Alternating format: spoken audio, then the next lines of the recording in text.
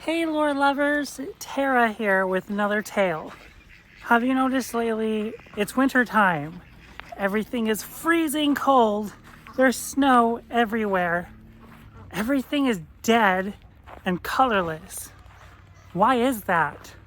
Well, this is Terra's Tales. We don't do science here. We're talking about myths and legends.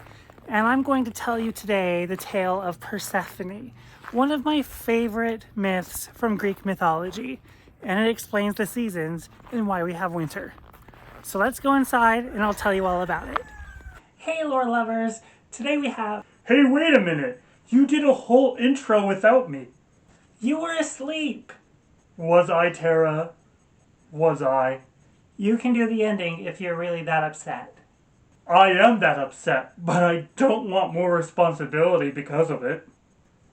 Why do you make my life so difficult? I swear. It's just what I'm good at. Anyway, let's just jump into the story. The tale of Persephone is probably one of the more well-known Greek myths out there. Now, the story goes that Persephone is the daughter of Zeus, god of lightning, king of the gods, and Demeter, goddess of fertility and agriculture. And Persephone was a very beautiful young woman. She got a lot of men's attention, including none other than the king of the underworld himself, Hades. And Demeter loved her daughter so much, she kept all of those men at bay. She wanted her all to herself. Now, Hades has always been depicted as a cold, middle-aged man. He lived in the dark and among the dead. He was very unwanted anywhere he went. But when he saw Persephone, he felt jovial and young again. He felt warmth. To put it simply, he was just filled with life. So, respectfully, he asked Demeter for her hand in marriage. Have you ever noticed in Greek mythology, Hades seems to be the only god who doesn't go around tricking humans and impregnating them against their will? We should be more like Hades and a lot less like Zeus. Demeter openly laughed at Hades and was furious by the idea of this. She told him point blank there isn't the slightest chance ever of him getting with her. Heartbroken, love-struck, and obsessed, Hades swore he would have Persephone, no matter what. So, without Demeter's approval for the marriage, he decided to kidnap her. Never mind. Don't kidnap women. Don't. Or anybody for that matter. That's not good. Don't be like Hades. Or like any of the other gods. Hades returned to the underworld and began plotting. And finally, one day, while Persephone was out with friends, playing and picking flowers, she saw an enchanted and magical narcissus she had never seen before. A narcissus is a type of flower. As she crouched down to pick it up, a chariot pulled by black horses, driven by Hades, came out of the ground and snatched Persephone. Hades dragged Persephone back into the hole, and the hole closed up right behind her. Dang! He didn't even tell her he had candy or trying to find a lost puppy. He just up and snatched her. It happened so fast, her friend she was playing with didn't see a thing. It was as if one moment Persephone was there, and the next gone from this world entirely. Literally. The only witnesses to this kidnapping was Zeus, her father, who also happened to be Hades' brother, and Helios, god of the sun. Zeus didn't want to interfere with his brother's dealings and decided not to tell anybody. Helios didn't want to feel any of the gods' wrath and decided not to tell anybody. Demeter, who was obsessed with Persephone, searched high and low from one end of the earth to the other, but couldn't find her.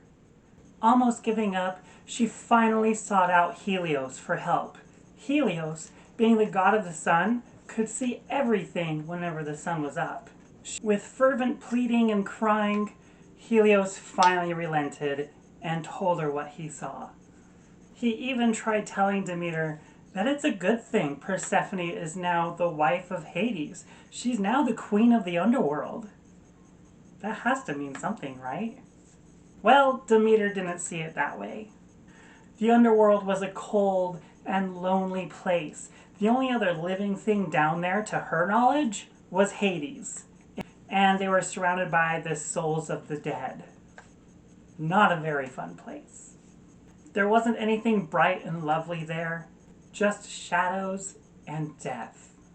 After learning Zeus even knew about this kidnapping, Demeter was beyond furious. She was angry and vengeful. To punish the gods for them betraying her trust and to grieve in her own way, she stopped being the goddess of agriculture and fertility. She just up and quit. She took a long and indefinite leave of absence, leaving the earth to its own devices. The earth dried, harvests failed, fruit trees that were abundant were now scarce and nearly dead. And because of all that, even animals were dying from the famine. It spread across the entire world, giving misery to everyone. The cries from the people finally reached Mount Olympus, where all the gods reside. Zeus, realizing if he didn't do something, everybody would be dead, so he finally decided to intervene. He wanted to find a way to please Demeter and not cause problems with his brother. He finally promised Demeter that if Persephone was held there against her will, he would personally retrieve her.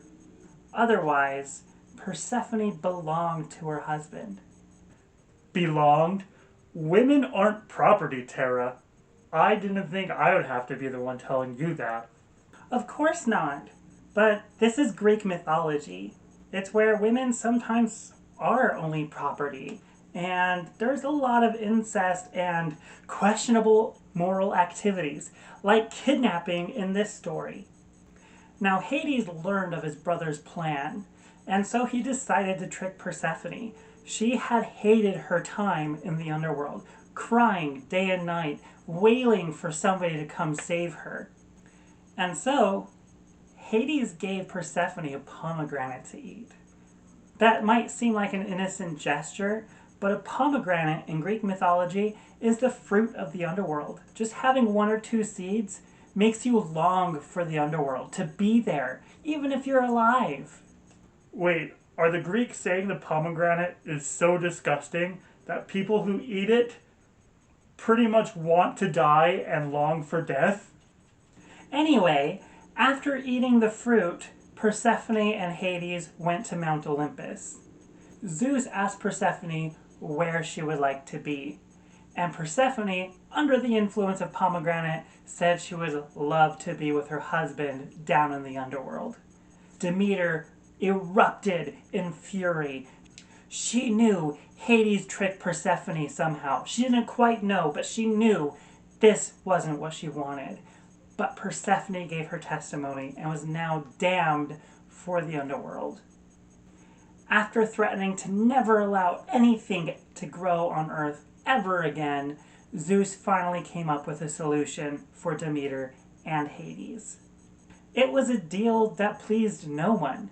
For half the year, Persephone would be sent to the underworld to live with her husband. For the other half of the year, she would be with Demeter back on Mount Olympus with all the other gods, happy. And although nobody liked this deal, Zeus's word was law. There was no contesting it. Thus, the underworld had its rightful queen, and Hades had his wife, though that's through trickery. During the 6 months Persephone is away from her mother, Demeter refuses to work.